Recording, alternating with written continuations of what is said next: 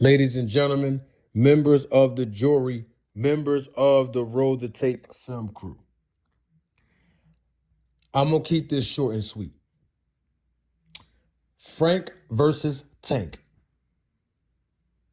Both of these fighters are undefeated. But we know there's levels in this game of boxing. Experience is the key in this game of boxing. We know that Tank Davis has more experience than Frank Martin. We already know that. We know that Frank Martin is green in the business.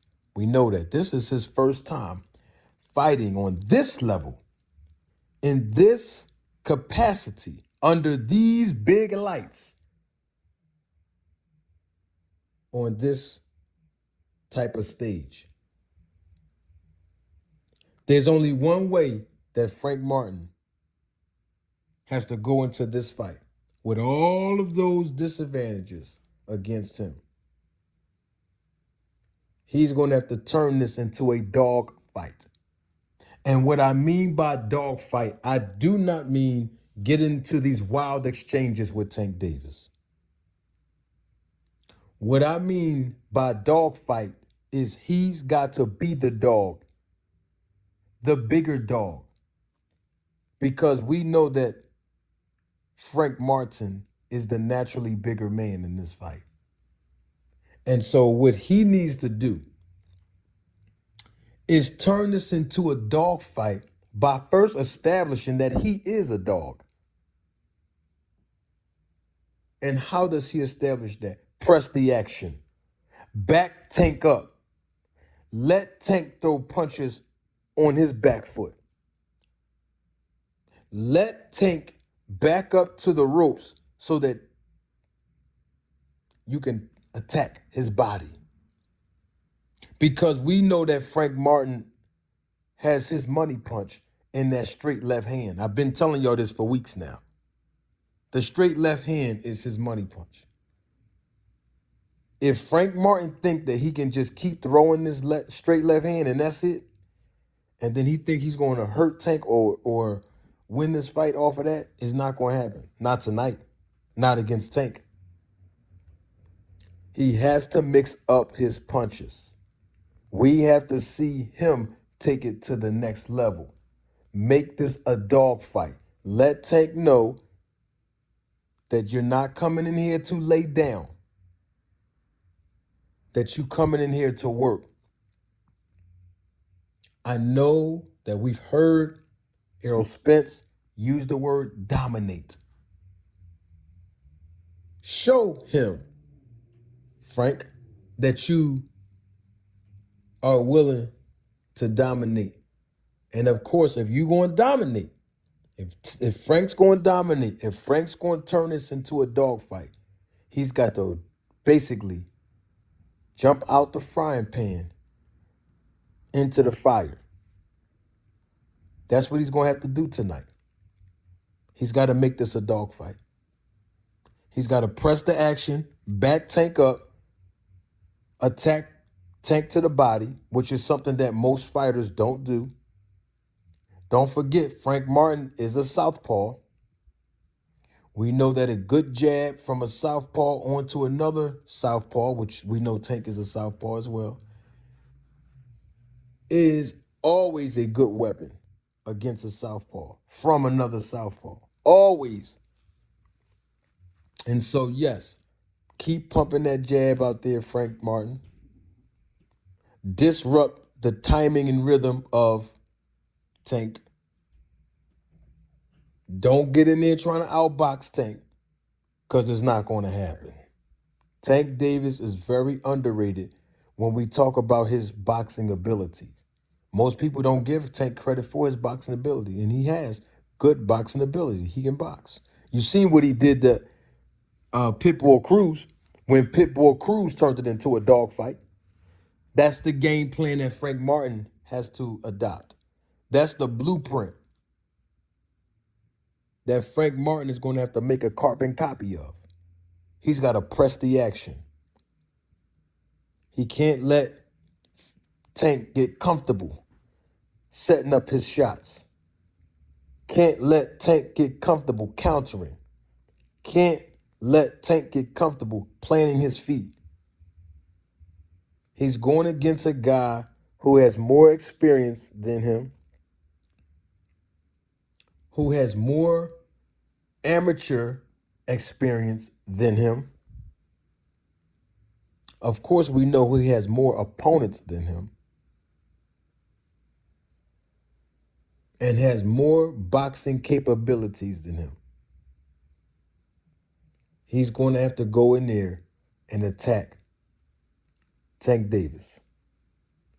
I also recommend Frank Martin do this. Pace himself.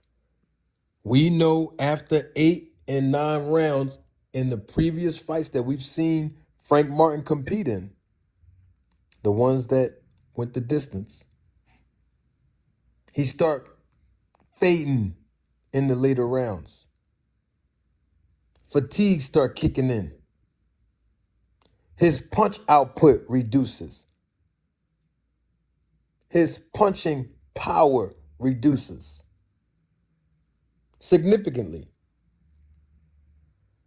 Now I know we seen him in his last fight, what he did in the later rounds, but the first 5 rounds and the last 5 to 7 rounds, Frank Martin is not the same fighter. When we talk about him turning up the levels, okay? This not the fight that Frank Martin shows up in if he wants to win. I'm also say this, and I'm gonna jump over to Tank's side and what he need to do to win. There's something that I did not have confidence in, thinking that this fight was going to go the distance, which was my original prediction. My original prediction was Tank was going to knock Frank Martin down at least once, but the fight was going to go the distance, 12 rounds, and Tank will get his hand raised at the end of this fight. But as of last night, I want to change my prediction because there was something at the weigh-in I saw, and I wasn't confident that this fight was going to move past 8 or 9 rounds.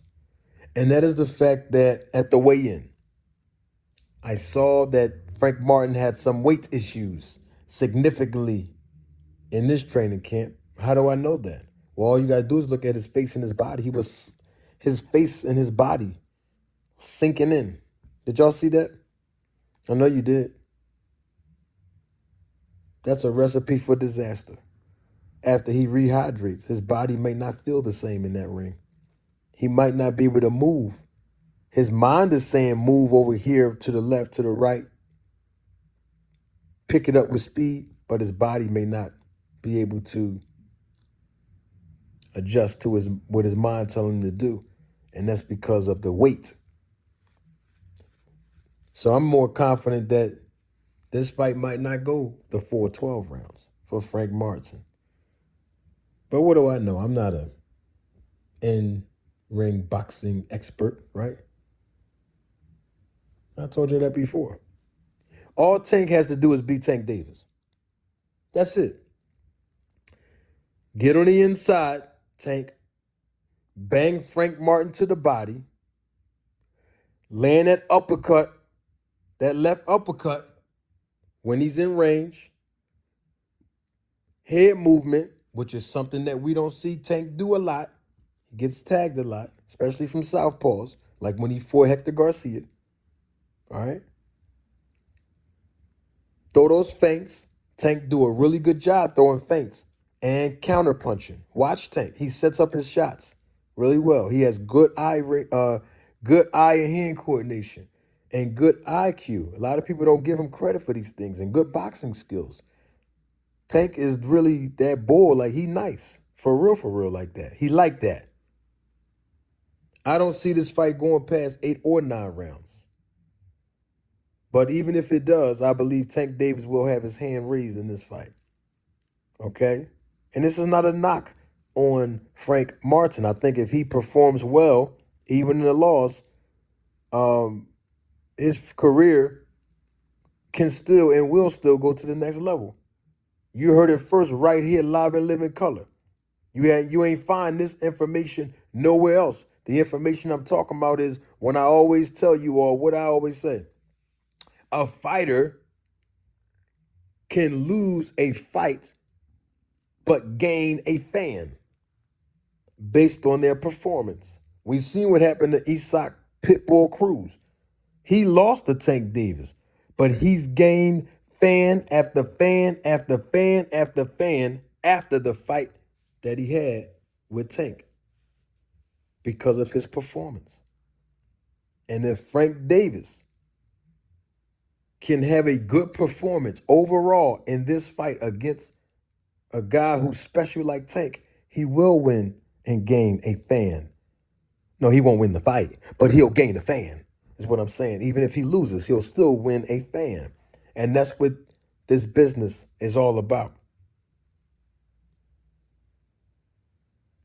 Tank Davis, let the young man know that he barked up the wrong tree tonight if you want to win this fight. Frank Martin, let the veteran know. Let the superstar know. Let one of the faces of boxing know. Tank Davis, let him know, Frank, you ain't come to lay down. And I believe that if both of these men do what I think they both can and should do to win this fight equally, we're in for a treat this evening. But my prediction is this fight doesn't go past 9 rounds.